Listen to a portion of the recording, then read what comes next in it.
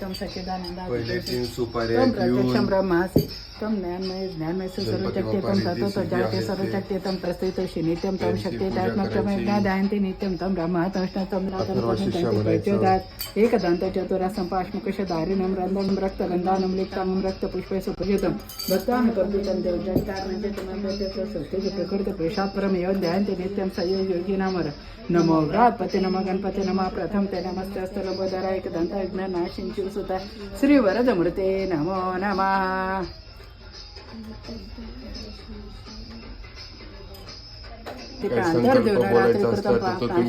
सायं प्रांत प्रयत्न भवती सर्वत्र जन्मत्नवती धर्मार्थ कामक्षेचे त्यातवर्तन ब्रह्मध्यान विद्यात नव्हते कदाचन दुराकृत स्वसर्पण त्याला अचरभवतीस यशान भवतीस मैदान भवती मदक सहस्रे नेचतीस वांछित पालनपती.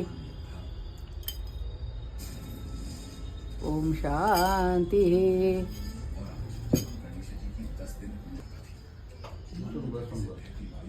म्हणजे गणपती बाप्पा आणि बाजूला रिद्धी सिद्धी माता नंतर आता इथं स्थापना केली का.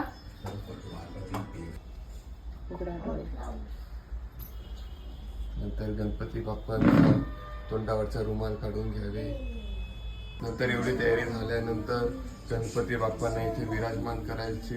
गणपती बाप्पा ठेवल्यानंतर नाही मागे नाही बरोबर बाजूला रिद्धी सिद्धी ठेवायचे आहेत. गणपती बाप्पांच्या बाजूला रिद्धी आणि सिद्धी असे ठेवावे. नंतर जानवं घालावं, डोक्याला लावा, पुढे ठेवायचं. गणपती बाप्पांना त्यांच्या पायांना लावून ते असं डोक्याला लावायचे.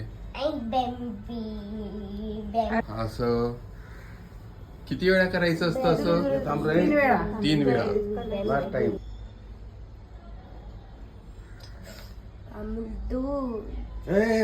तर सगळ्याची पूजा करून घ्यावी. कलशची पण पूजा करून घ्यावी.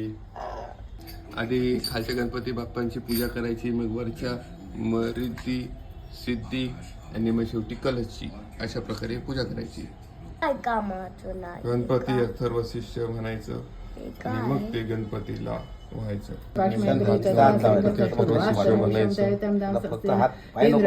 ओम गम गणपते नमः एकदंतात् मक्रतनादं तन्नदन्ति प्रचोदयात् एकदंत चतुरस्रं पाशमुकश दारे नमः. गणपती बाप्पांच्या डोक्यावर ठेवायचं. डोक्यावरच असतात आणि टिका लावावा. अजून काय आणलंय? एवढं मोदकच आहे. छान छान.